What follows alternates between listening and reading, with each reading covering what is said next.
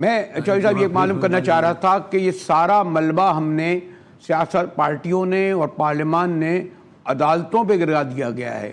یہ جو روایت آئی ہے ہر بڑا فیصلہ وہیں سے ہوگا، ساری سیاست عدالتوں میں ہو رہی ہے.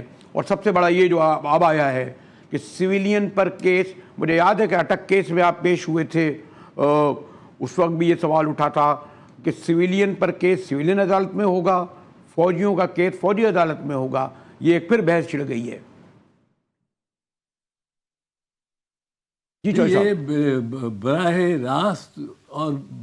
یہ براہ راست اور بخود ایک معاملہ ہے جو متنازع ہے اور جو موضوع ہے اس عدالتی کیس مقدمے پہ، اور عدالت کے جو حتمی فیصلہ عدالت نے کرنا ہے وہ اس پر لازمی مبنی ہوگا کہ کیا فوجی عدالتوں کو ایک سویلین کو ٹرائی کرنے کا اختیار ہے کہ نہیں.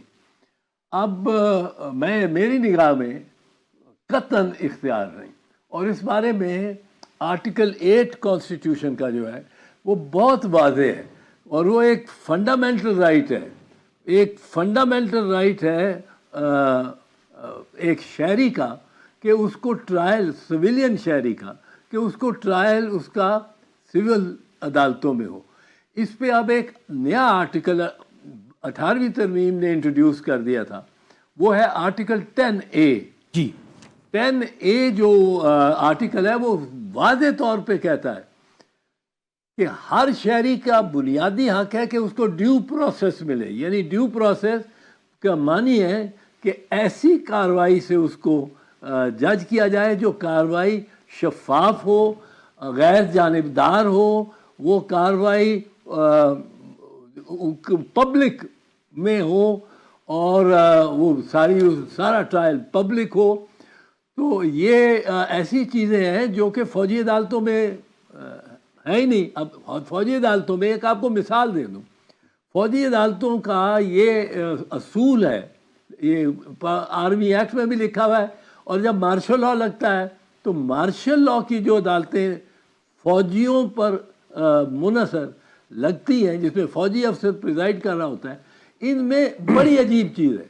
وہ چیز یہ ہے کہ ان میں جب ٹرائل ہوتا ہے، وہ ٹرائل تو ایک کرنل یا میجر یا بریگیڈیئر اس کے سامنے ہوتا ہے، پر فیصلہ کس نے کرنا ہے؟ جس نے اس کارروائی میں حصہ ہی نہیں لیا. فیصلہ کمانڈنگ افسر نے کرنا ہوتا ہے، اور وہ اس میں ٹرائل میں شریک ہی نہیں ہوا کسی وقت. اس نے کسی گواہ کی جرح ہوتے نہیں سنی یا دیکھی، اس نے کسی ڈاکومنٹ کے پیش کیے جانے پر جو جج نے اعتراض کیے یا مخالف پارٹی نے اعتراض کیے وہ نہیں سنے ہوتے. فیصلہ وہ تھرڈ پارٹی کرتی ہے. تو یہ تو فوجی عدالتوں کا، اور یہ بڑا غلط اصول ہے کہ میں نے کارروائی میں حصہ ہی نہیں لیا اور فیصلہ اس زندگی موت کا میں نے کرنا ہے.